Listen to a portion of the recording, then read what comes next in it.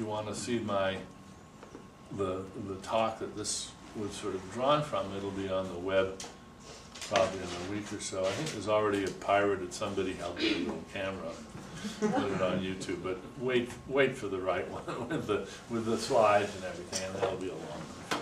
So if you have any questions, I'd be happy to answer. Yes?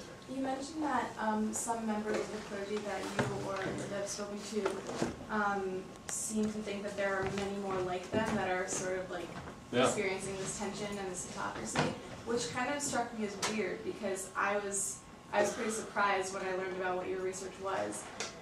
So could you talk a little bit more about that, and like maybe if you have any explanations for why that might be the case, like why they might think it's such a widespread phenomenon? Yeah, and this is something we're looking into much more carefully. Especially since, as I said, they don't dare talk about it. But they're largely going on their experience in seminary. And everybody knows about this thing that happens in seminary. Even at some of the inerrantists, the very fundamentalist seminaries, one of the things they teach you is biblical criticism, textual criticism, the history of the Bible. And it's very hard to come out of that course believing that the Bible is the inerrant Word of God, because it's so manifestly a political document that was hammered together over hundreds of years with lots of infighting and so forth. And the professors teach that. And if you want some insight into that, there's a wonderful book by, he was a preacher, and now he's a biblical scholar, and I'm forgetting his name. He's written 3 or 4 books. Bart Ehrman. Yeah. Bart Ehrman. Yeah, Ehrman. Bart Ehrman. And he writes about his own career in Chicago at the Moody School of Theology. He had to sign on as an inerrantist.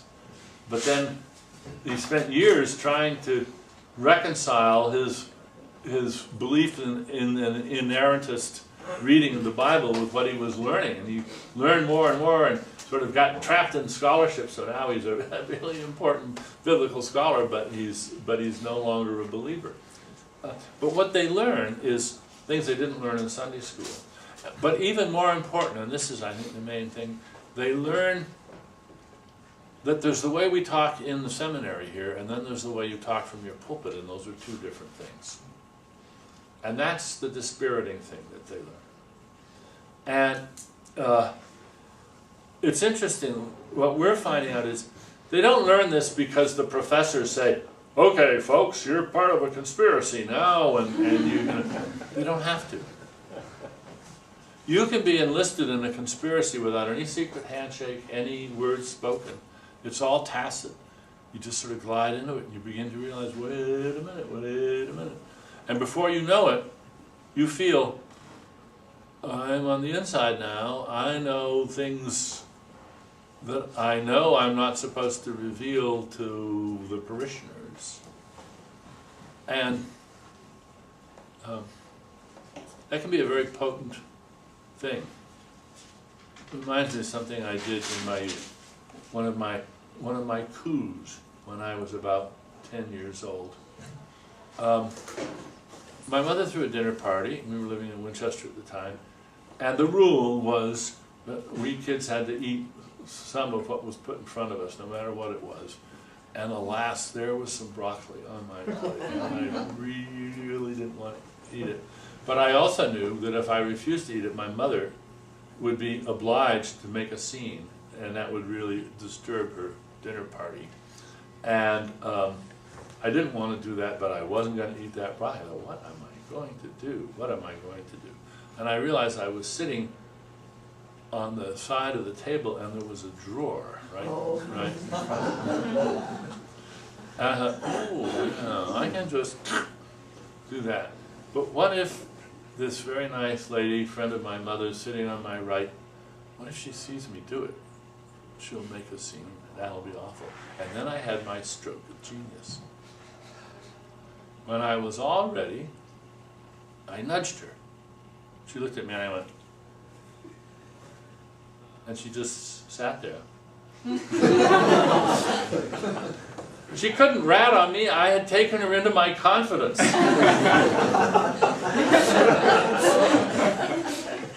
She told my mother about it the next day, but you know, we got through the dinner party just fine. So you bear that in mind. There's a little trick you can learn. Sometimes you can enlist somebody in a conspiracy without, just before they know it. They're trapped in the conspiracy and they have a moral problem of how to get out of it. Of course, for these people in seminary, it's much harder than that. It's much harder than that. Yeah. I wonder if you think this is a specifically religious phenomenon, or if there might be other areas of life. An example I have in mind is David Frum. He used to write speeches for George W. Bush, and lately he's a bit ostracized by the GOP. And I think a lot of those things hold, because you can grow up in a sort of a political community where everybody kind of agrees. And those are your models of goodness, and you want to be that kind of politician, right? And then, you know, you devote your life and your career to this thing, all your connections are political, wealthy, all that stuff. How many other David Frums are there out there that we don't know about? So is that the same kind of thing? I think that is. I think it is. I wrote a piece in the New Statesman. That issue of the New Statesman that had Dawkins' piece in it, it was the Christmas issue of the New Statesman, and he was the guest editor, and he wrote a piece. Well, you've seen what it was about in part, and he invited me to write a piece, and I wrote a piece called Social Cells, where I looked at 4 varieties of social phenomena where I think this happens. Your example would have been a good one to include, but the 4 that I looked at were the Japanese tea ceremony, debutante parties, Ponzi schemes, and Christian churches. And in each case, people get enlisted where they have a lot to lose if they... There's a lot of debutantes that they're only doing it for daddy and they hate it, they don't want to do it. Daddy doesn't want to do it, but they're living in a part of the country where if you don't do it, your daughter's going to... And so here are these people paying huge amounts of money, hating every minute of it, but doing it because they feel trapped in this thing. The Japanese tea ceremony is similar. It's sort of a Ponzi scheme, where young women train and train and train, and they move up through the ladders, and then they can finally become teachers too. That's when you finally can make some money by teaching the other things. And all of these ceremonies, it's all very expensive, and it's viewed in Japan as a ladder to upward mobility in a very stratified society. It really is very close to like the debutante culture. The debutante culture is dying in most parts of the United States. If you just read the society page, they still cover it, but there's a sort of snarkiness about the way they cover it, which, you know, they're not treating it with the same sort of reverence that they treat weddings and funerals. And so it's probably on its last legs everywhere but Texas, where it's still a very big deal. Ponzi schemes are sort of obvious. In all of these cases, and to me what's theoretically interesting is that there's no villains, really. It's not that somebody designed the Japanese tea ceremony to trap young Japanese women and their families in this Ponzi scheme. No, it's evolved over centuries. Same thing is true of debutante parties. Same thing is true of religions. This is a trap which is very cunning, but there's no cunning trap designer. It has been evolved by cultural evolution, and it's just natural selection. Schemes that have this feature are self-perpetuating. They out-persist the competition.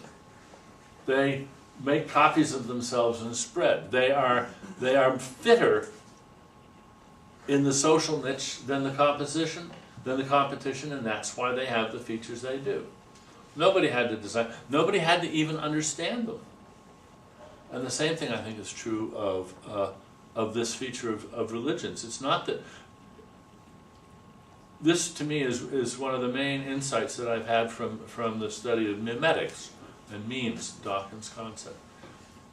For hundreds of years we've had critics of religion who have noted how many of the features of churches and so forth are cunningly designed to accomplish certain ends. And they've made the mistake of thinking that must mean there are, as it were, evil priests and bishops back there who are the designers. No. No, the priests and bishops can be just as innocent as the victims. They don't have to understand that these are good designs. It's just that if the design, if something mutates into this design, it's going to hang on because it's better. And it will survive on its own without any human understanding or help at all. There's other things like that too. Yeah. Do you primarily see this as a sociological pattern or as a cognitive pattern? If it's a sociological pattern, then a mimetic antidote, what would that look like?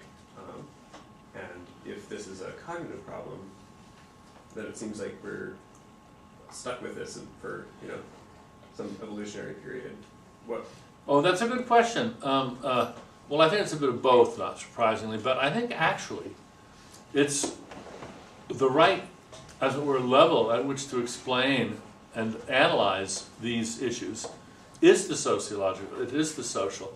The social is exploiting, harnessing features of our cognitive system, sort of weaknesses of our cognitive system. But the way to change them is to change the environment. Thus, the Japanese tea ceremony is probably on its last legs. Why? Because the stratification of Japanese society is changing very rapidly. There's no longer going to be quite the same incentive. Right now it's sort of nouveau riche, arriviste Japanese people who want the best for their daughters and sometimes their sons. And so they pay the big bucks to enroll their children in the schools where they learn how to do these ceremonies. But that's probably not going to seem as attractive in the future. I think right now, think about Ponzi schemes in this regard too. The more people know about Ponzi schemes, the harder it is to do a Ponzi scheme.